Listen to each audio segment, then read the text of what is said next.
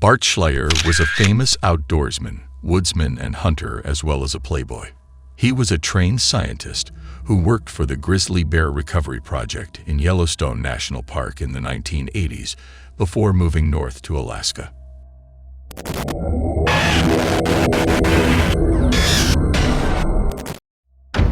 In September 2004, Bart went off for a trip in the Canadian wilderness.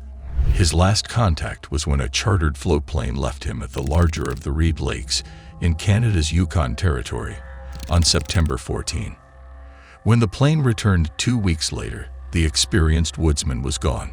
Strange as he was no city slicker and knew how to handle himself in even the most remote wilderness and could be described as a survival expert.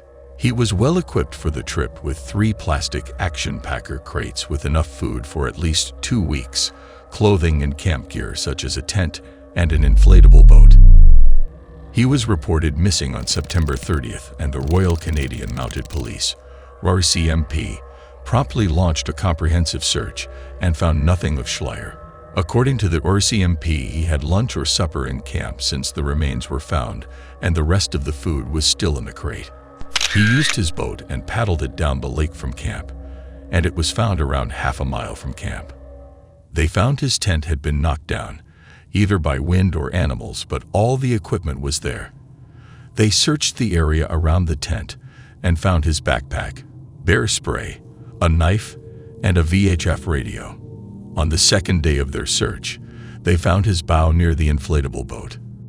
About 60 yards back in the woods from the boat, the bow and arrows in a handmade buckskin quiver were leaned up against a tree next to a dry bag full of gear on which he'd probably been sitting, and this was located on flat ground next to a thicket of black spruce and willows.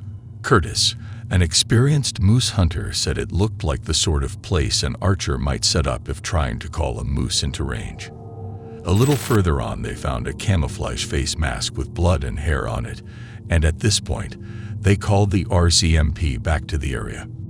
On October 3, the Mounties, Yukon conservation officers, and civilian volunteers flew back to the area to begin more detailed grid search.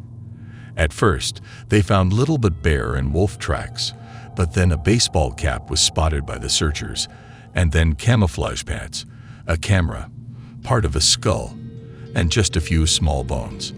All these items were 60 meters or so from the bow and the spruce tree.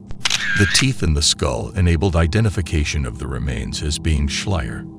There wasn't much more of his body found. Since there was quite a bit of grizzly excrement in the area, it fueled speculation that Schleyer had been unexpectedly killed and eaten by a bear. In amongst the bear scat were bone fragments, but no fabric in some of the samples.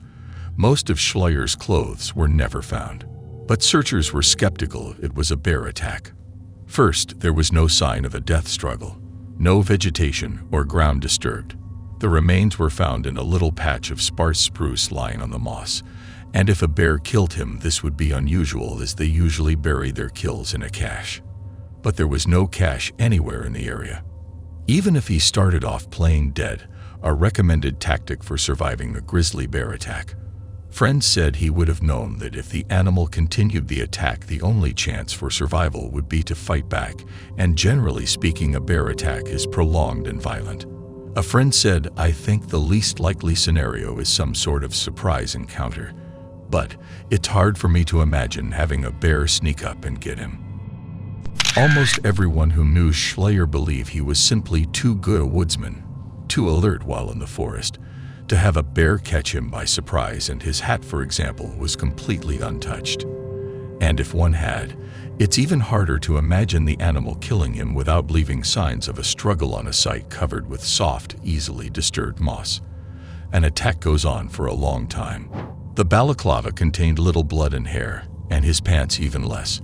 If a bear attacks a man, it won't remove his pants without them being shredded and soaked in blood. Normally, bears grab the end, especially when attacking from behind, causing profuse bleeding, so why wasn't the balaclava blood-soaked? The plastic container that held his food there had not been disturbed, and bear experts said that if a grizzly had killed Schleyer, it is likely the same bear would have gone to the camp given the proximity and even eat through canned food. Everything points to the evidence being scavenging related, not caused by a violent direct attack.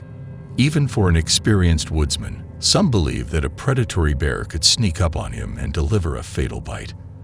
But the Vancouver pathologist who examined Schleier's remains found no tooth punctures in his skull, nor indications of scratch marks from teeth.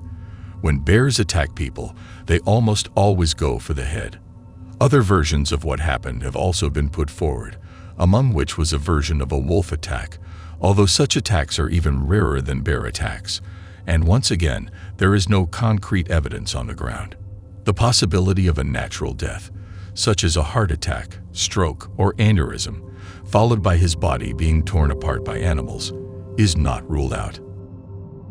Another intriguing version related to hypothermia has been proposed. Starting a fire in wet or freezing conditions is a challenging task. Once the body's internal temperature falls below the normal range, a state occurs where a person attempts to remove their clothing, signaling one of the final stages of hypothermia. Perhaps Bart got wet while boating on the lake and had to come ashore.